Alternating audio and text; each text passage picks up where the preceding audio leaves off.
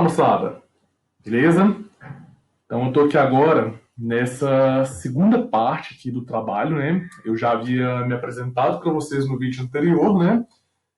Para aqueles que não viram, meu nome é Emerson, sou estudante do curso de licenciatura em Química pela Universidade Federal de Minas Gerais e juntamente com os meus colegas Anderson e Fernanda, né, carinhosamente chamada de Nanda, nós estamos executando um planejamento para a disciplina didática do ensino de Química. Nessa segunda parte do nosso planejamento, lembrando que nós estamos fazendo uma sequência didática relacionada a uma experiência por investigação, a uma técnica de investigação.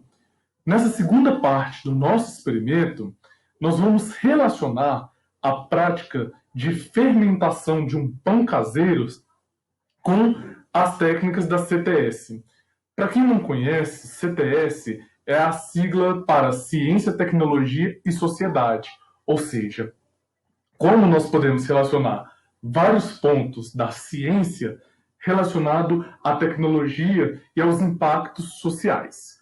Então, para a gente puxar aqui um pouco na memória, na primeira parte, né, nós falamos um pouco como que seria a atividade executada pelos estudantes, preferencialmente para estudantes do EJA, da Educação de Jovens e Adultos, né? Porque nós entendemos que, sobretudo, a maioria tem pouco acesso à tecnologia ou não sabe, de fato, usá-la com tanta frequência. Então, nossa preocupação era aqui montar uma apostila para esses nossos estudantes. Então, pensando nisso, galera, o que nós decidimos fazer? Né, qual vai ser a tarefa para execução e montagem da segunda parte da apostila. Então, para quem não viu, né, a primeira parte, eu vou deixar o link aqui embaixo para vocês acompanharem e entender o que eu vou falar aqui agora. Nessa segunda parte, o professor ele teria o compilado de respostas dado pelos estudantes, de acordo com o experimento que eles teriam que ter feito na semana passada. Feito isso, então, ele colocaria essas respostas na apostila ou no material sendo produzido para a EJA, para o ensino de Química. Então, os estudantes, com essa abordagem, né, eles responderiam uma série de perguntas baseando nas respostas que os seus colegas trouxeram da semana passada e relacionando a CTS. Vamos ver quais são essas perguntas aqui embaixo no anexo. Bom, então feito isso, né, o nosso cabeçalhozinho aqui, para todos que vão estar ali estudando, e aqui nós teríamos a seguinte parte, né? Por que parte 2? Porque é a continuação da atividade que seria realizada na aula passada, beleza? E como nós já dissemos no vídeo anterior, né, é preferencialmente para o EJA, mas não necessariamente só para o EJA. Então diz assim, na aula passada, vocês realizaram o experimento do pão. Durante a prática, vocês observaram algumas transformações e, a partir delas, propuseram hipóteses para justificar tais mudanças. Pensando nisso, então aqui, no item A, eles teriam que consultar o compilado de respostas que eles trazem para os colegas deles, E aí eles teriam que falar quais dessas respostas melhor explicaria o fenômeno prático observado.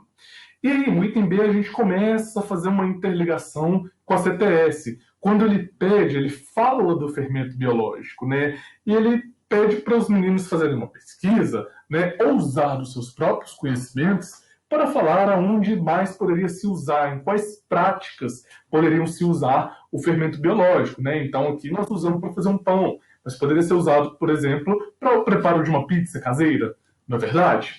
E aí, vem aqui no item C, se o mesmo efeito poderia ser observado com o fermento químico. Né? Note que aqui a gente não pede para justificar nem nada, a resposta é sim ou não. Mas aí ele vem pensando, por quê? Por que sim? Por que não? Então vem esse aguçamento da curiosidade dos nossos estudantes.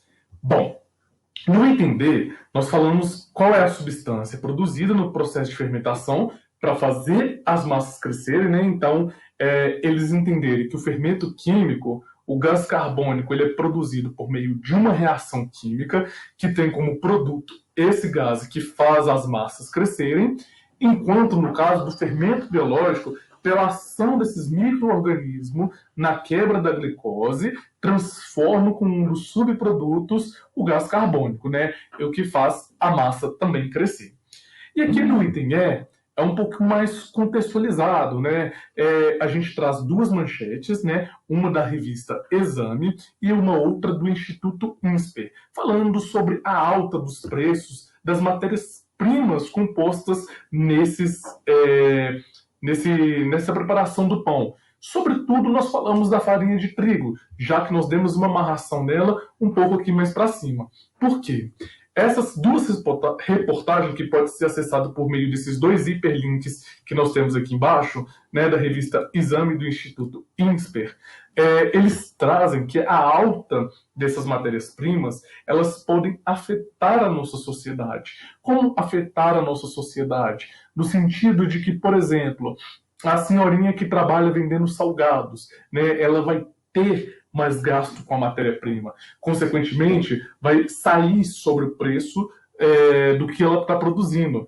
E se a sua clientela não atender? Então, tudo isso gera um impacto, porque o que está acontecendo? A falta de chuva, são as altas de impostos. Então, nós temos essa relação de um processo químico, de uma transformação química, envolvida diretamente na mudança de como afeta os meios sociais e econômicos. Ou seja, nós temos, né, que processos tecnológicos poderiam ser desenvolvidos para tentar amenizar um pouco.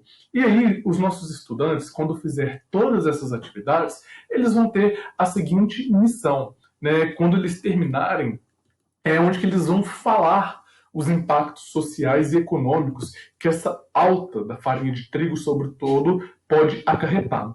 Só que eles precisam fazer isso de uma forma mais completa. Por quê? Lembre-se que a montagem de uma apostila para o EJA. Então nós pedimos um textinho de 10 linhas no máximo, né, que talvez poderia ser xerocado se fosse escrito à mão, né, e compartilhado com os coleguinhas. Beleza?